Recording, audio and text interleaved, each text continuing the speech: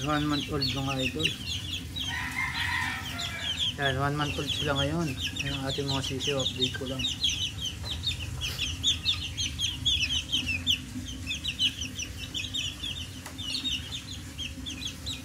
Wala natin kahit 2 minutes.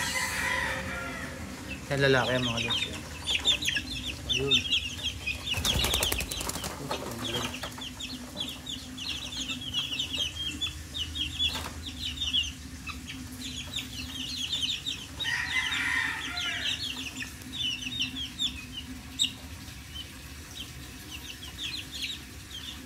Anong ating mga sisiw? 3 lalaki, 7 babae. Aray ko, ang daming babae.